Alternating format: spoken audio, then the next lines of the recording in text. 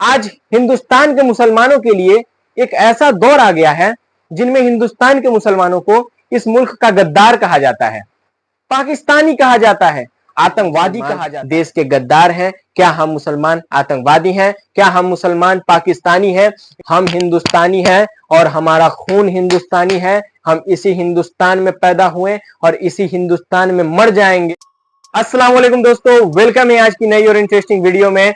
मैं आज आप लोगों के लिए एक नया और बेहतरीन वीडियो लेकर आया हूं। आज का मेरा उन्वान है हिंदुस्तान की जंग आजादी में मुसलमानों का किरदार। इस उन्वान को मैंने इसलिए सिलेक्ट किया है क्योंकि आज हिंदुस्तान के मुसलमानों के लिए एक ऐसा दौर आ गया है जिनमें हिंदुस्तान के मुसलमानों को इस मुल्क का गद्दार पाकिस्तानी कहा जाता है, आतंकवादी कहा जाता है। हिंदुस्तान के मुसलमानों को कई नामों से, बेतुका और बेकार नामों से पुकारा जाता है और यहां तक कि हमारे बुजुर्गों की तारीख जो उन्होंने हिंदुस्तान की जंग आजादी के लिए कुर्बानियां दी थी, उन तमाम चीजों को तारीख के पन्नों से मिटा दिया गया है। इसलिए दोस्तों मैं ये वीडियो बना रहा हूं और आप लोगों से गुजारिश है कि इस वीडियो को लास्ट तक पूरा देखिए और अपने बच्चों को जो आज पढ़ रहे हैं, तालीम हासिल कर रहे हैं, या फिर नौजवान या फिर औरतें, बच्चे, बूढ़े, तमाम को ये वीडियो दिखाइए क्योंकि वो जान सकें कि हम मुसलमानों ने इस मुल्क के लिए क्या क्या कुर्बानियां दी थी और कौन कौन किस किस्म के कुर्बानियां दिए थे। इसलिए इस वीडियो को लास्ट तक पूरा देखिए। इनके जवाब में मैं ये शेर से शुरू करता हूं कि मजहब नहीं सिखाता आपस में बैर रखना। मजहब नहीं सिखाता आपस में बैर रखना। हिंदी है, हम वतन है, हिंदुस्तान हमारा, सारे जहां से अच्छा हिंदुस्तान हमारा।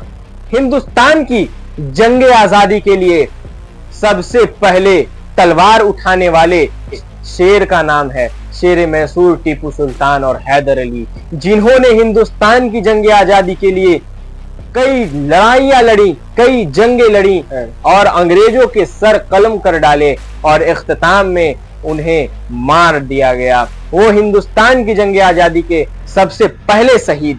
1857 की बगावत में 5000 से भी ज्यादा मुस्लिम उलमाओं को फांसी की सजा दे दी गई।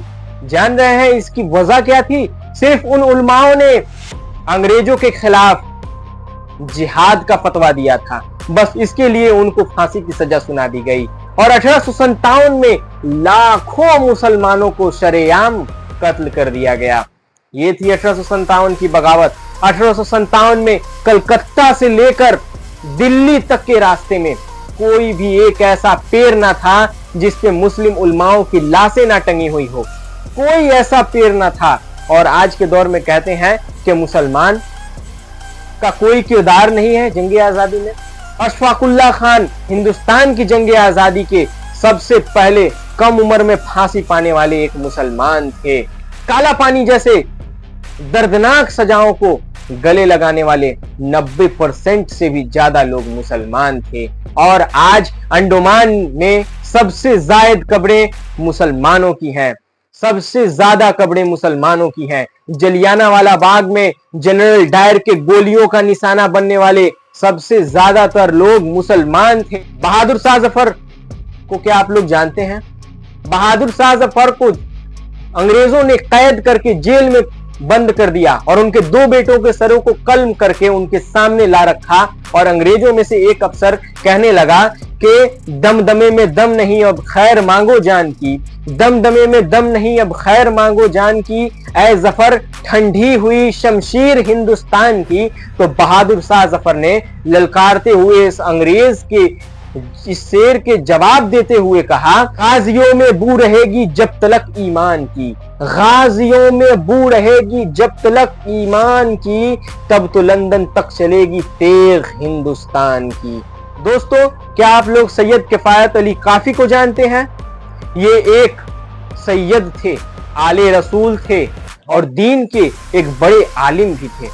लेकिन इनको अंग्रेजों ने गिरफ्तार किया सिर्फ इसलिए कि इन्होंने अंग्रेजों के खिलाफ जिहाद का फतवा दिया, जंग करने का फतवा दिया था, इसलिए इन्हें गिरफ्तार कर लिया गया। गिरफ्तारी के बाद इनके अलग अलग जिस्म की और अलग अलग अंग को कई किस्म की तकलीफ दी गई, कई किस्म की सजाएं उनके जिस्म पर की गई और इख्तिताम में अंग्रेजों ने फैसला लिया कि इनको फांसी की सजा सुना दी जाए। और फांसी की सजा सुनाने के वक्त इनकी आखिरी ख्वाहिश पूछी गई तो इन्होंने एक कागज और कलम की फरमाइश की और लिख डाला कि कोई गुल बाकी रहेगा ना चमन रह जाएगा, कोई गुल बाकी रहेगा ना चमन रह जाएगा, बस रसूलुल्लाह का दीने हसन रह जाएगा। ये थे सैयद किफायतुल्लाह काफी, जिन्होंने अंग्रेजों की परवाह ना की, अपनी जान की ना परवाह की, अपनी खानदान की परवाह ना की, अपने माल, अपने दौलत, अपने घर व मकान असबाब की परवाह ना किए बगैर अपने हिंदुस्तान के लिए अपनी जान कुर्बान कर डाले। फिर भी हमसे सवाल किया जाता है कि क्या आप हिंदुस्तानी हैं? आप हिंदुस्तानी होने का सबूत दीजिए। इस किस्म के कई किस्म के सवालात, यहां तक कि इस किस्म के सवालात इंडियन पार्लियामेंट में किए जाते हैं, जिसके जवाब असदुद्दीन अवैसी देते हैं। तो ये सवालात हमसे क्यों दी जाती हैं? हमसे हिंदुस्तानी होने का डिग्री और सबूत क्यों मांगा जाता है? क्या आप लोग मौलाना अबुल कलाम आजाद को नहीं जानते? क्या अशफाकुल्लाह खान को नहीं जानते?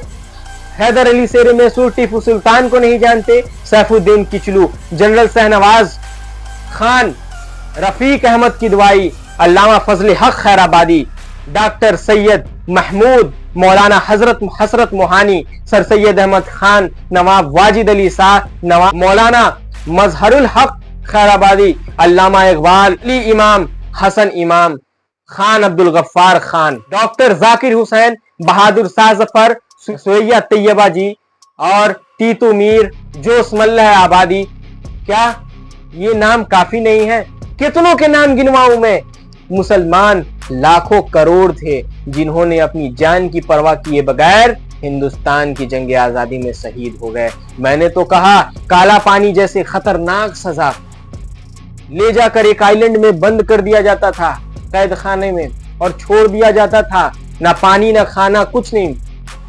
इस हाल में मुसलमान तड़प कर मर जाते थे अपने देश की खातिर, अपनी मिट्टी के खातिर। इससे दोस्तों आप ये मत समझिएगा कि मैं सिर्फ मुसलमानों को कह रहा हूं कि उन्होंने हिंदुस्तान की जंग आजादी में हिस्सा लिया। नहीं नहीं, हिंदुस्तान की जंग आजादी को मिलकर कई किस्म के मजहब के लोगों ने मिलकर लड़ा, तब जाके ये हिंदुस्तान आजाद हुआ। लेकिन मेरे कहने का मतलब ये है कि सिर्फ और सिर्फ मुसलमानों को ही क्यों अलग किया गया, मुसलमानों को ही क्यों छाटा गया? हिंदुस्तान की जंग आजादी को तो महात्मा गांधी ने भी मिलकर लड़ा था, भगत सिंह ने भी मिलकर लड़ा था, लाल बहादुर शास्त्री ने भी लड़ा था, सुभाष चंद्र बोस ने भी लड़ा था, डॉक्टर राजेंद्र प्रसाद ने भी लड़ा था।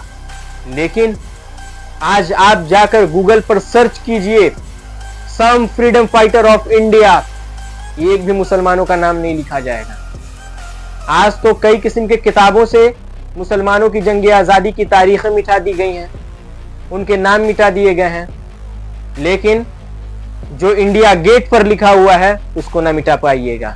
इंडिया गेट पे जाकर आप देख लें, 65% से भी ज्यादा लोगों का नाम मुसलमान है, मुसलमानों का नाम है, और वो सब के सब हिंदुस्तान की जंग आजादी के शहीद हैं। तो दोस्तों इस वीडियो को आपने पूरा देखा, आपका शुक्रिया, और इस वीडियो को सदका जारिया समझ के दूसरों तक पहुंचाइए, क्योंकि ये मेरा मैसेज है कि हिंदुस्तान के तमाम मुसलमान ये जान सकें कि मुसलमानों ने किस तरीके से हिंदुस्तान की जंग आजादी लड़ी और कौन कौन मुसलमान इसमें शामिल थे, और क्या हम मुसलमान देश के गद्दार हैं, क्या हम मुसलमान आतंकवादी हैं, क्या हम मुसलमान पाकिस्तानी हैं। इस वीडियो में इसका आंसर मिल गया होगा। हम हिंदुस्तानी हैं और हमारा खून हिंदुस्तानी है। हम इसी हिंदुस्तान में पैदा हुए और इसी हिंदुस्तान में मर जाएंगे।